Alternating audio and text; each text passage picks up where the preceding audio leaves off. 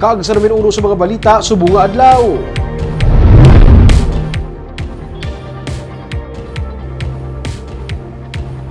Nagapadayon sa gihapon ang clearing operation sa City Legal Office sa palibot sa Libertad Public Market. Mga napahalin ng mga vendor sa Amelia Mercedes Street, nagalaog nga kuntani, makabaligya sa sulod mismo sa bag-o kayo nga merkado. May report si Nico Delfin.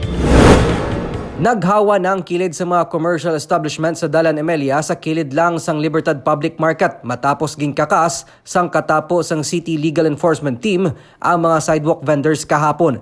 Nagkatensyon pa kay may mga manugbaligya nga nagapanindugan nga gintugutan sila sang tag-iya sa mga commercial establishment nga makabaligya sa lugar. Si Lizelle Gamboa nga nagabaligya sa mga kararuton ang isa sa mga napahalin nga sidewalk vendor. Kaina, nagbalik siya sa lugar agud magkalit sa pagbaligya sa kilid sang hardware. Pahimos kami din nila, pero wala pa natapos ang building.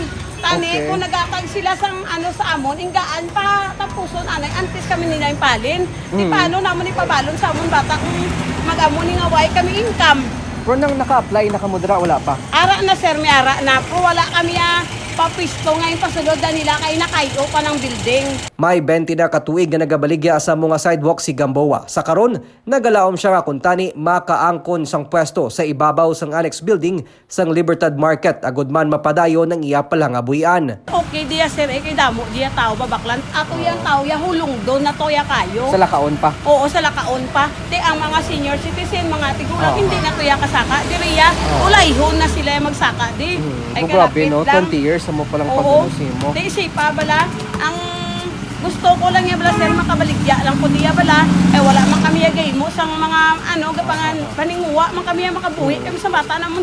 Di subong mapauntat namon bata, kay syempre wala kami income. Ako lang daan isa na. Wala kabilog, kabataan? 5 pa kabilog ba? Suno kay City Legal Officer Attorney Romeo Carlos Ting Jr., binula naman niya ginapahalin ang mga sidewalk vendors sa palibot sang Libertad Market bangod nagasupak sila sa pagsulundan sang syudad.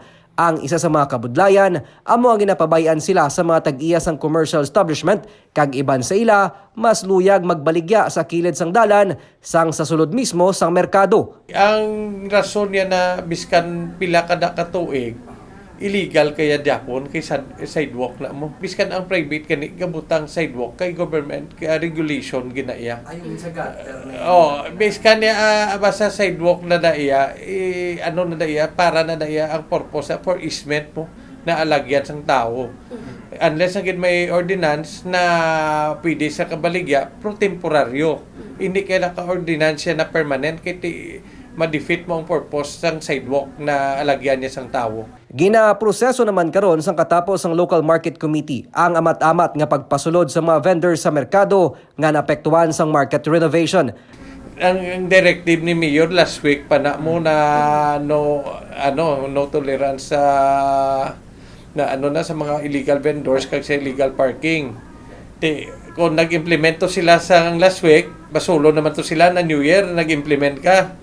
Di subong nag-implement na, pasulon man diapon, may kag tuan, sa katapusan kada implement mo sang law, pasulon ka lang gid diapon.